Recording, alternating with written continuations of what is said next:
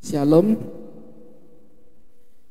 Ya, pagi ini saya akan menyampaikan satu kebenaran firman Tuhan yang sudah disampaikan oleh Pak Adi untuk bulan ini, yaitu temanya Yesus Juru Selamat. Tetap akan melanjutkan khotbah minggu yang lalu yang sebagaimana sudah disampaikan oleh Bapak Gembala, dan saya akan mengambil tema benarkah Yesus Juru Selamat menurut kitab Yesaya 13 ayat 11. Mari kita bersama-sama membuka kitab Yesaya 43 ayat 11.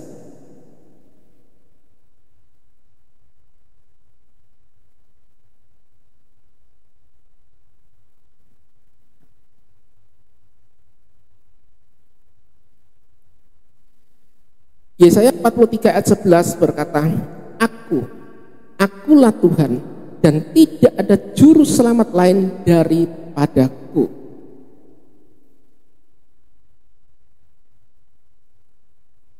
Nah, firman Tuhan ini merupakan satu ucapan daripada Allah sendiri yang disampaikan kepada Nabi Yesaya, dan Tuhan sendiri menyatakan bahwa Akulah Tuhan dan tidak ada juru selamat lain daripadaku.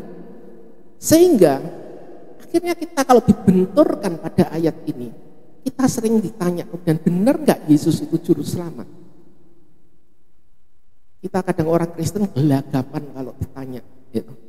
Ayat-ayat mana yang menceritakan di dalam Alkitab Yesus juru selamat? Ada banyak orang yang menyebut dirinya mereka sebagai ahli kitab, apologet, memberikan banyak sekali argumentasi kosong yang diterjemahkan menurut kemampuan mereka sebagai manusia, dan akhirnya mereka melemahkan iman kita. Sebagaimana sudah disampaikan oleh Bapak Gembala pada minggu yang lalu, bahwa kata juru selamat ini berasal dari kata Ibrani yaitu Mosia. Jadi kalimat ini berasal dari kalimat Ibrani yang berkata ani, akulah. Yodhevate yang biasa dibaca Adonai, Tuhan. Vein Mosia bil Adai. Tidak ada juru selamat lain daripadaku. Nah, ayat ini seolah-olah mengatakan bahwa Allah itu adalah Allah monoteisme. Tidak ada Allah yang lain selain daripada Allah Bapa itu sendiri, Allah pencipta langit dan bumi. Tetapi kalau kita melihat berita Natal yang ada, berita yang kita dengar dari tahun ke tahun, firman Tuhan dari Lukas 2 ayat 11 dikatakan, hari ini telah lahir bagimu juru selamat, yaitu Kristus Tuhan di kota Daud. Malaikat datang kepada gembala membawa berita berbeda dengan apa yang pernah disampaikan melalui Yesaya 43 ayat 11. Berita itu adalah hari ini telah lahir bagimu juru selamat, yaitu Kristus Tuhan di kota Daud. Nah, kita akan sedikit kesulitan mencari linknya, karena kebanyakan Alkitab Perjanjian Baru ini ditulis dalam bahasa Yunani, di mana terjemahannya akan jauh karena ucapannya berbeda, sehingga kadang-kadang itu menjadi seolah-olah tidak link, tidak sambung, ya. Karena bahasa Ibraninya berkata Semeron ene agnete humin soter hos estin Christos Kyrios en polai David. Nah, kata juru selamat di dalam bahasa Yunani menggunakan kata soter, sehingga kalau kita ini mencoba mencari korelasi antara kata Mosia dengan kata soter, maka kita tidak akan menemukan kesamaannya. Tetapi pada saat kita bisa mencoba merujuk kembali ke dalam bahasa Ibraninya, bahasa Ibrani daripada Lukas 11 berkata hayom niflat lahem mosia huhamasya Adonai bir David. Kata yang sama dikatakan juru selamat adalah Mosia. Loh, Allah itu gimana?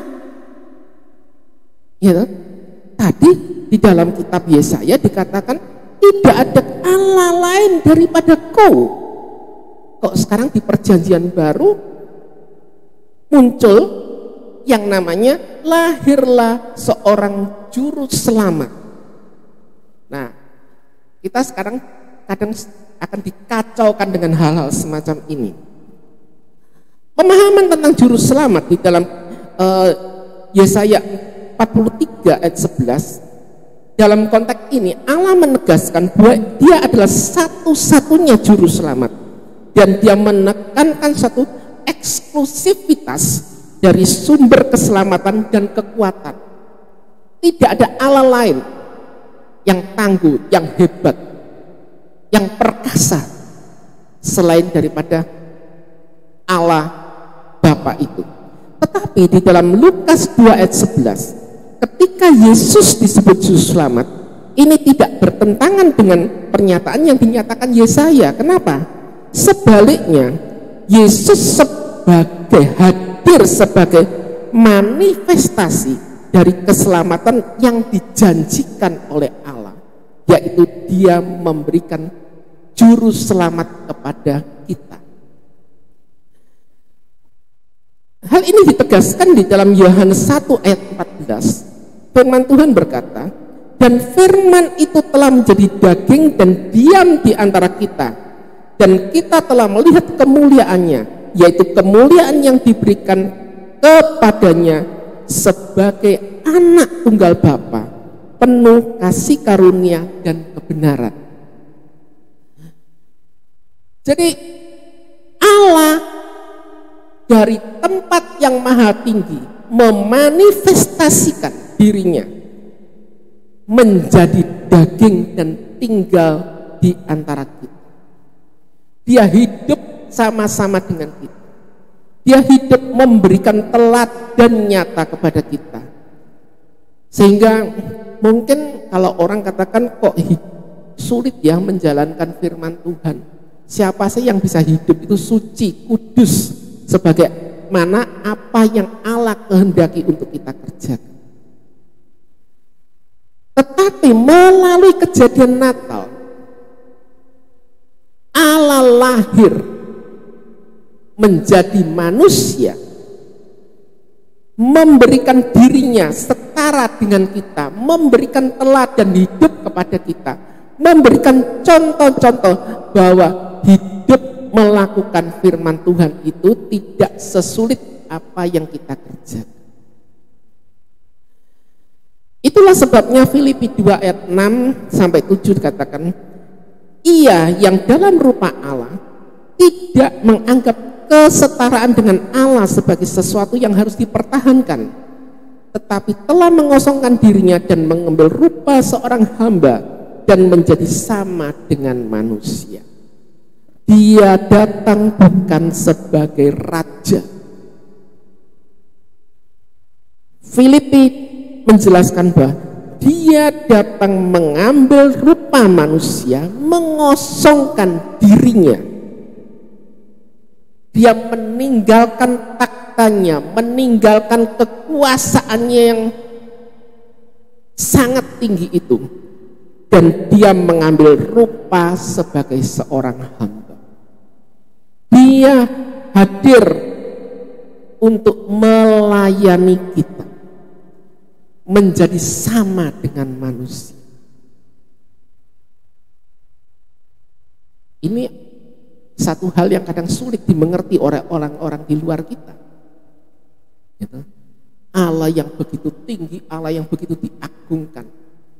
Kalau kita melihat seorang pemimpin negara aja, seorang presiden, atau mungkin seorang gubernur atau wali kota aja, tidak mungkin ada manusia yang akan menyetarakan dirinya sebagai hamba. Karena apa? Jabatan takhta itu bukan sesuatu yang mudah untuk didapat. Seorang yang mendapatkan takhta, mendapatkan jabatan ini bisa menggunakan takhta dan jabatannya ini semaunya untuk melakukan apa yang dia ingin capai.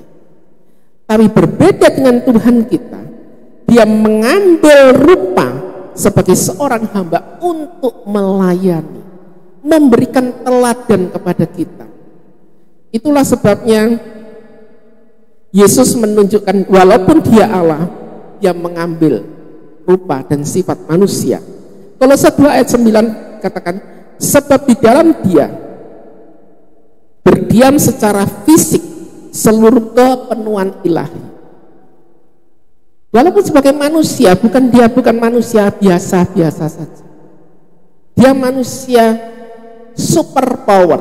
Dia manusia yang penuh kuasa pun, dan dia menegaskan bahwa ayat ini menegaskan bahwa dia memiliki seluruh keilahian. Jadi bukan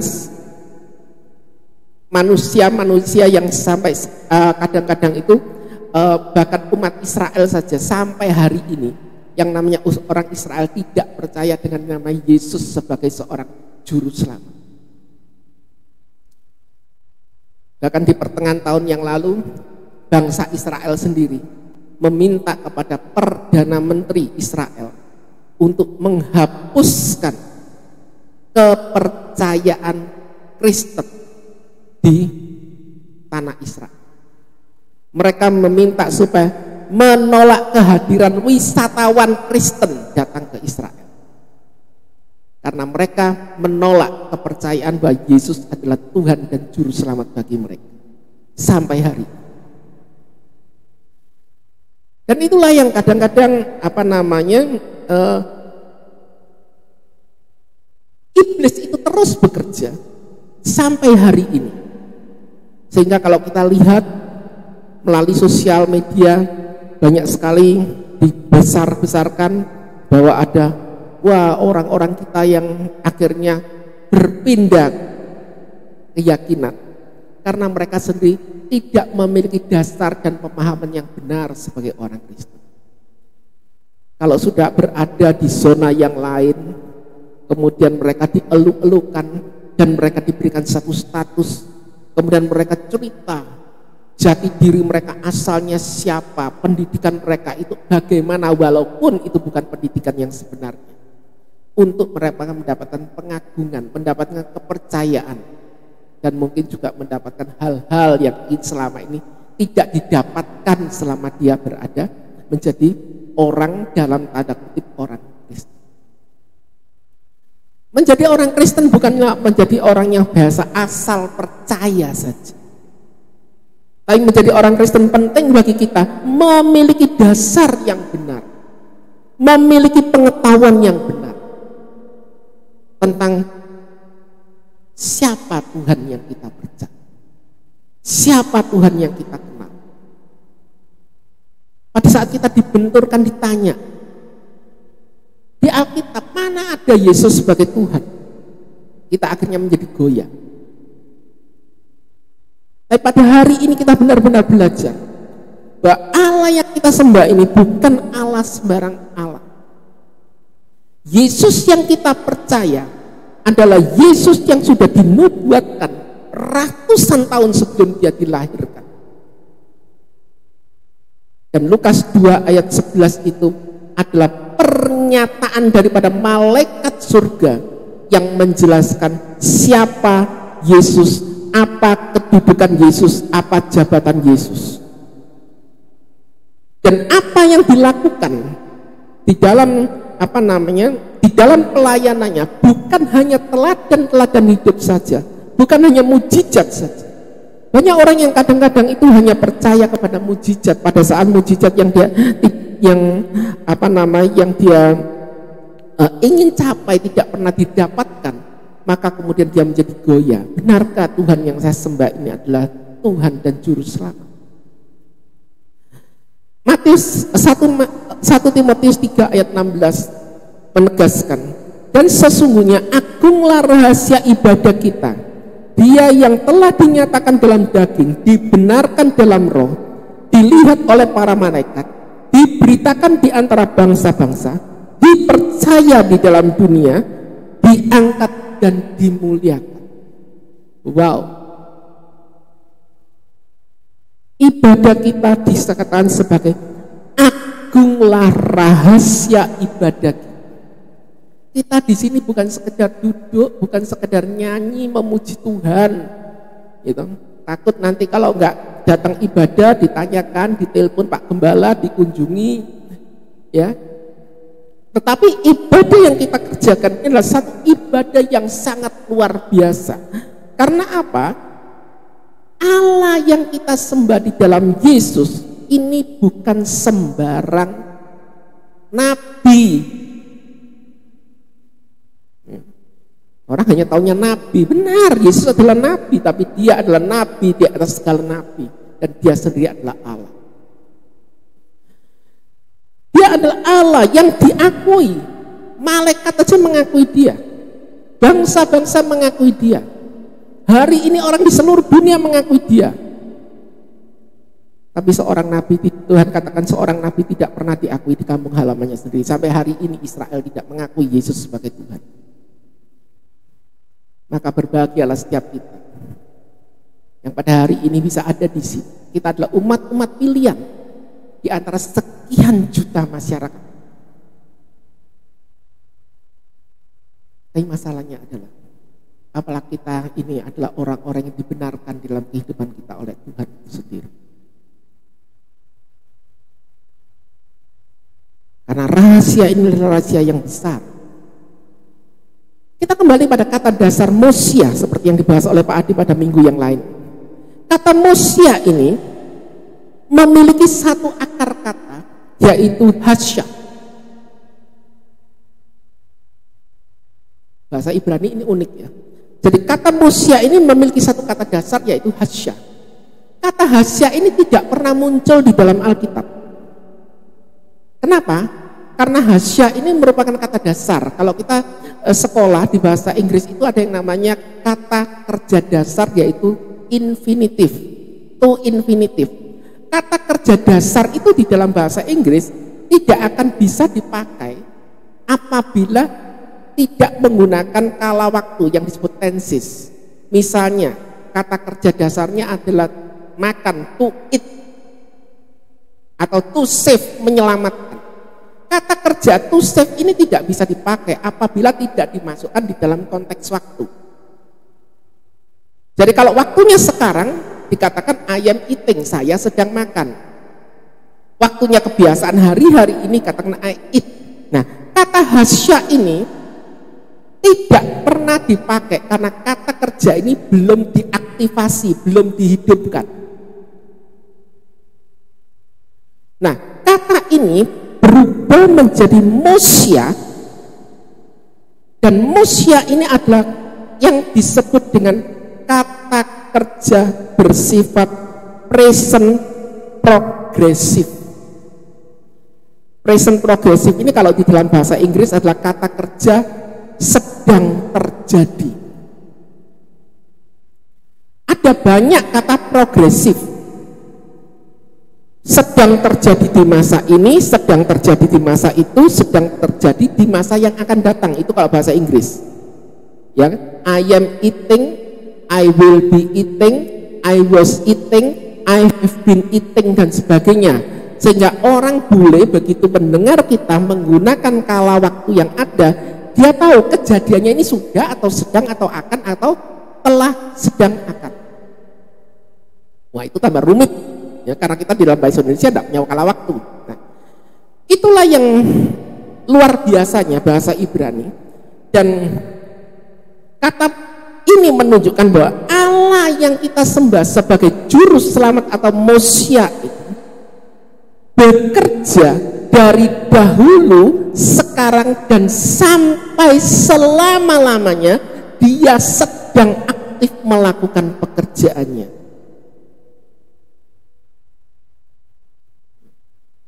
Jadi kata Mosya ini adalah juru selamat yang sedang melakukan tugasnya dari dahulu, sekarang, akan datang, dan sampai selama-lamanya. Kita akan melihat beberapa bukti di dalam Alkitab, di dalam Ibrani 13 ayat 8. Dikatakan Yesus Kristus tetap sama baik kemarin maupun hari ini dan sampai selama-lamanya. Apa saja yang dikerjakan?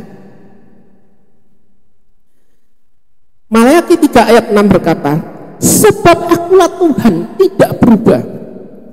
Oleh sebab itu, hai anak-anak Yakub, kamu tidak akan binasa.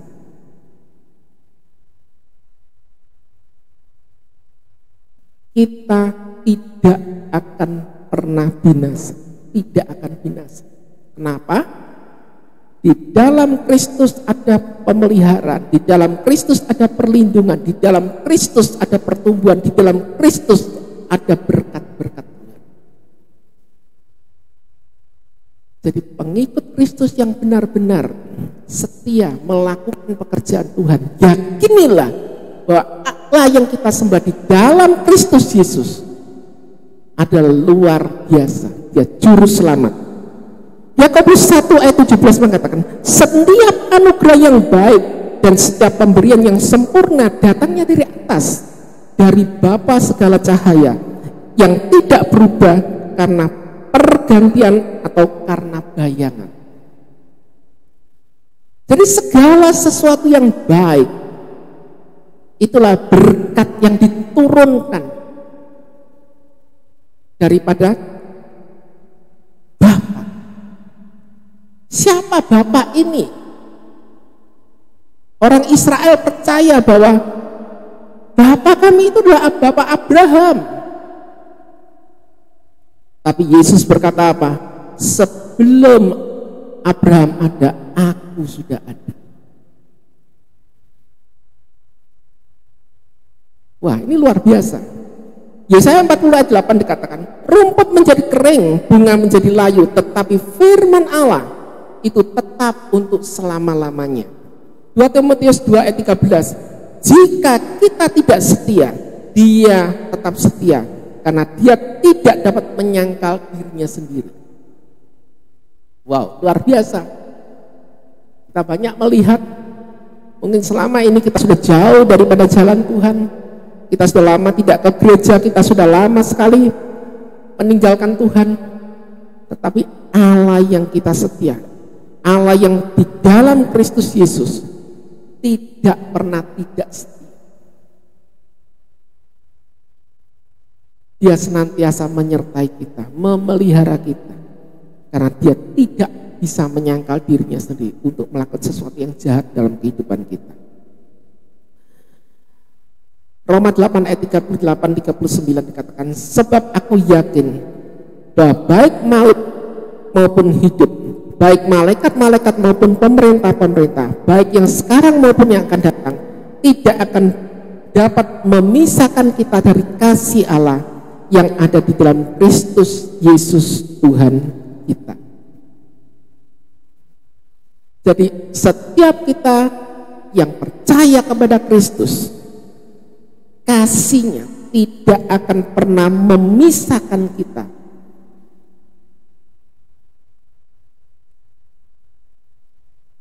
Pemeliharaannya, perlindungannya sungguh luar biasa atas kita.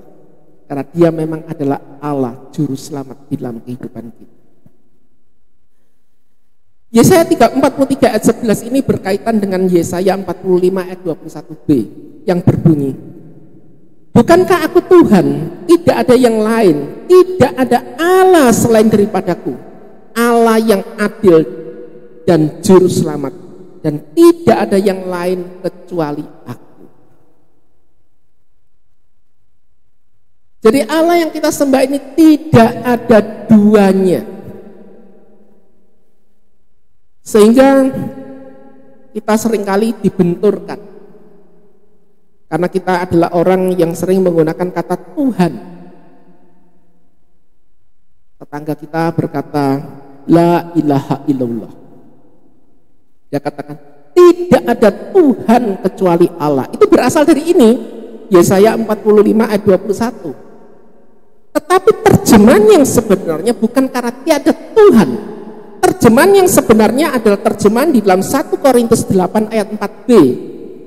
Yang dikatakan, tidak ada berhala di dunia ini dan tidak ada Allah lain daripada Allah yang esa. Kata ilah, bahasa Indonesia juga ilah, ya, kepercayaan, yang dipercaya. Tidak ada yang bisa kepercayaan lain, tidak ada ilah yang lain kecuali daripada Allah yang esa. Adonai Ehad, ya, Allah yang esa.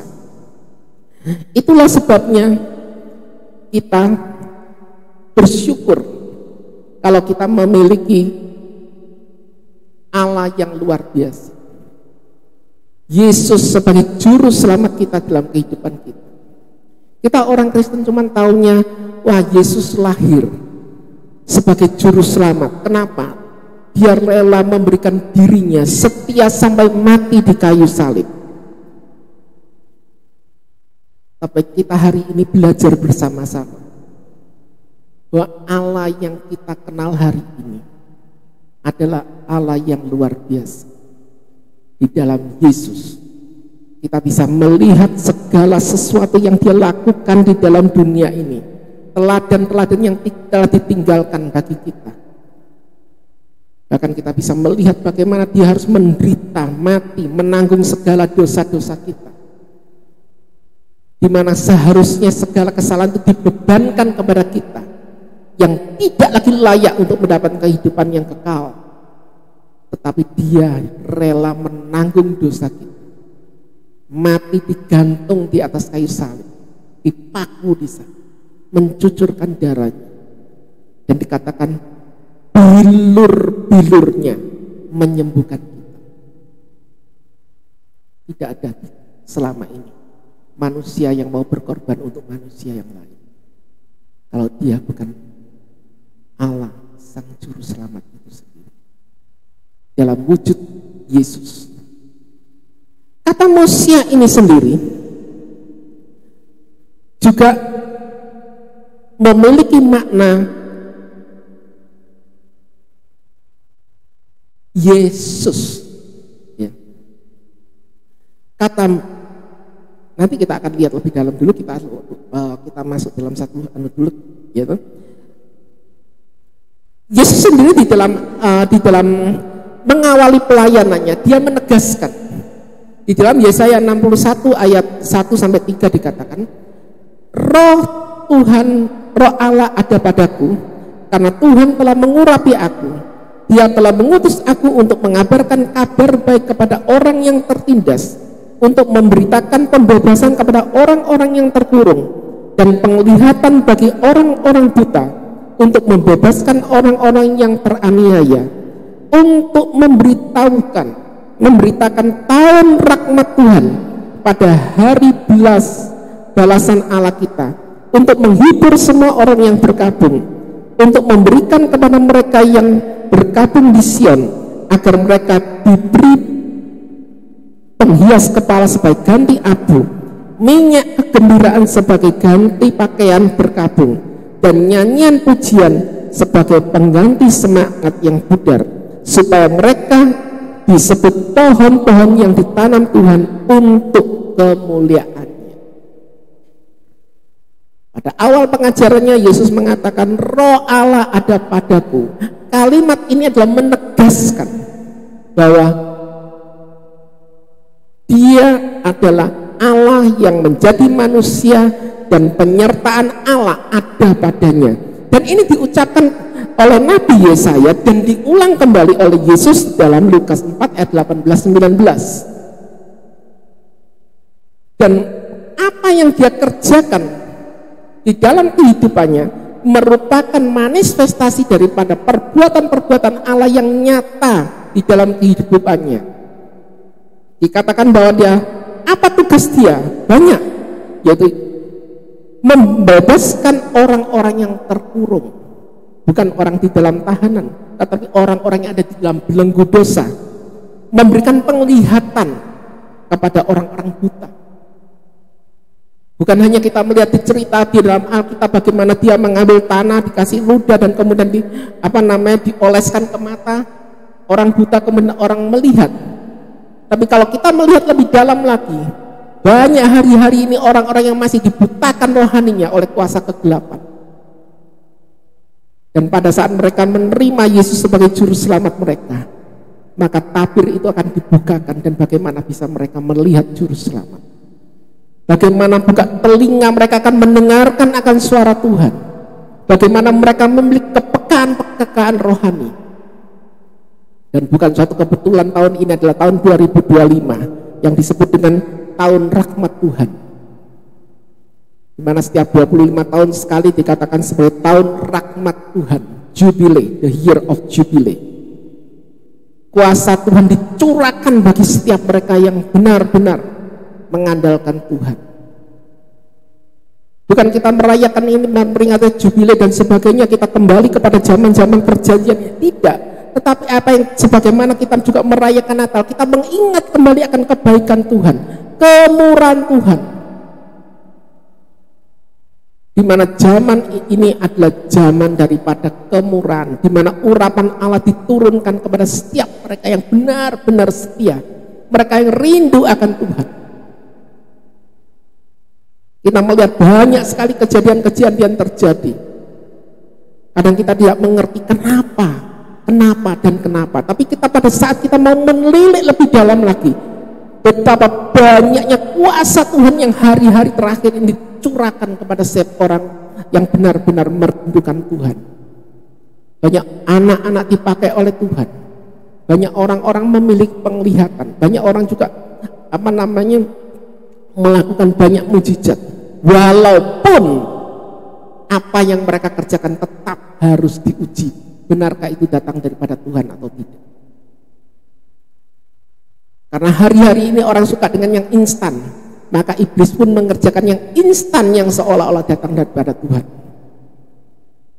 Maka setiap anak Tuhan perlu memiliki kepekaan rohani, perlu memiliki pemahaman dan penguasaan tentang bagaimana membedakan roh yang mana datang daripada Tuhan dan mana yang bukan.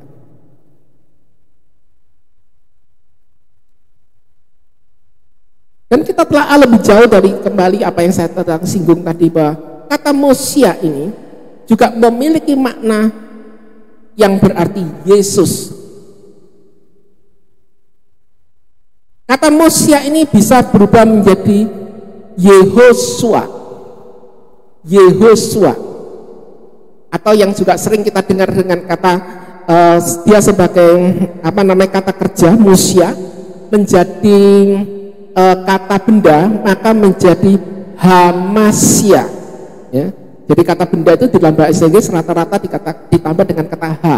Jadi Adam itu laki-laki, kata bendanya menjadi H Adam, ya.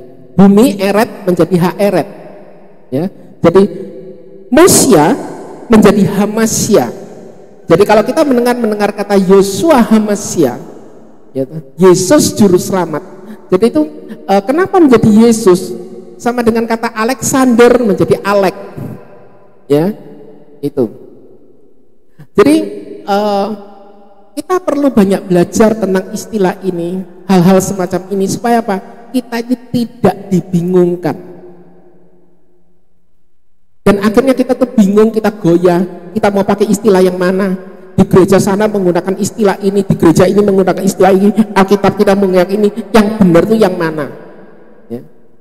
Maka kita belajar pada hari ini, gitu. Yehosua itu berarti, dalam arti aslinya adalah disingkat dengan YHWH, yang kita baca sebagai Adonai, menyelamatkan, ya. Allah yang menyelamatkan.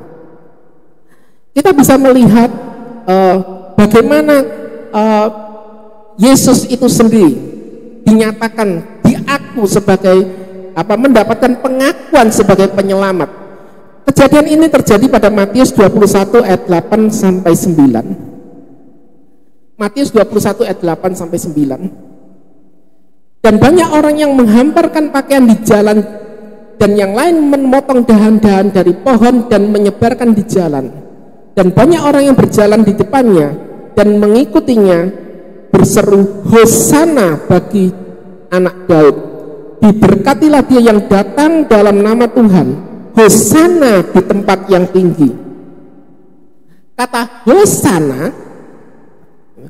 Hosana ini adalah bahasa Ibrani yang berarti selamatkan kami. Berasal dari kata Hosan dan Nah. Berasal dari kata Hosan dan Nah.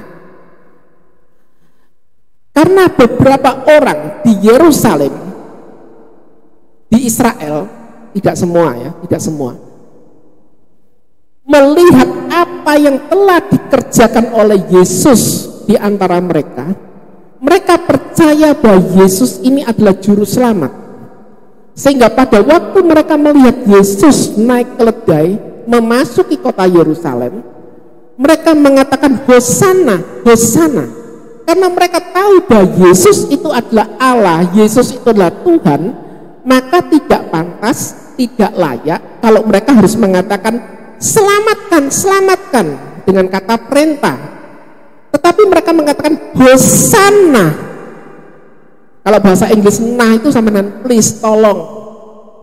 Ya, Hosana, tolong selamatkan kami. Mereka menyadari bahwa Yesus adalah benar-benar juru selamat bagi mereka. Tidak banyak orang yang percaya Yesus adalah juru selamat. Hal yang sama mungkin juga pada hari ini dimeteraikan kembali kepada setiap kita.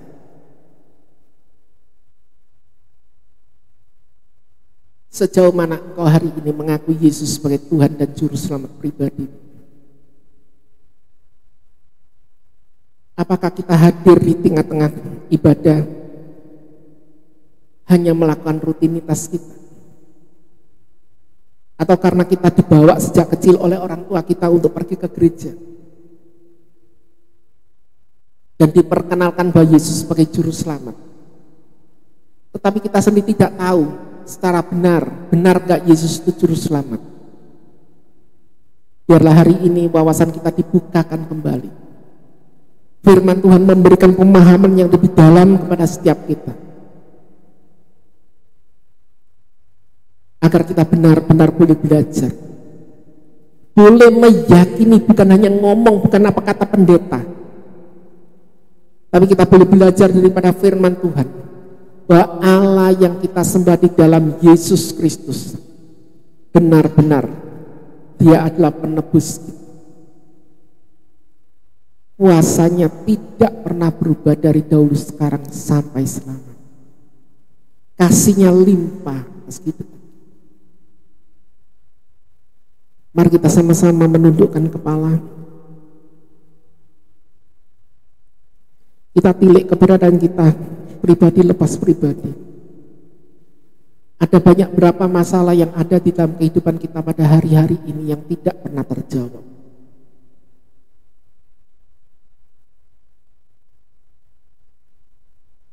Pertanyaan itu kita kembalikan kepada diri kita sendiri. Apakah kita benar-benar mengikut Yesus? Dan sudahkah kita mengakui Dia benar-benar sebagai juru selamat kita? Kalau Dia adalah juru selamat yang selama ini kita andalkan, seberapa dalam kita mengandalkan hidup kita, seberapa besar kita mempercayakan hidup kita kepadanya. Sudahkah kita mengerjakan sebagaimana apa yang Dia minta untuk kita kerjakan dalam kehidupan kita? Yaitu melakukan firman Tuhan, melakukan kehendak Bapa, sebagaimana Kristus juga melakukan kehendak Bapa. Dia setia sampai mati. Sudahkah kita melakukan hal yang sama sebagaimana Kristus? Kita setia mengorbankan segala yang ada, meninggalkan kesibukan kita, meninggalkan zona nyaman kita, meninggalkan segala kenyamanan kita, luangkan waktu kita untuk berdoa, meluangkan waktu kita untuk membaca firman Tuhan, meluangkan waktu kita untuk bersaksi kepada sesama kita. Sudahkah itu kita kerjakan di dalam kehidupan kita?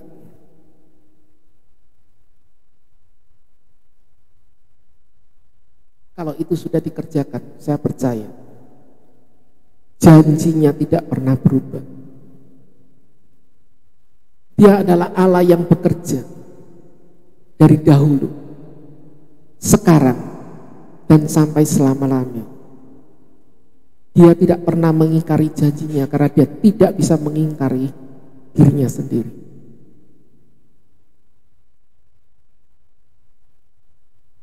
Dia katakan, carilah dulu kerajaan Allah dan segala kebenarannya, maka segalanya akan diberikan kepadamu. Jadi kalau kepenuhan Allah tidak terjadi dalam kehidupanmu, pilihlah kembali kehidupanmu. Apakah engkau sudah mencari kerajaan Allah dan melakukan segala kebenaran yang ada?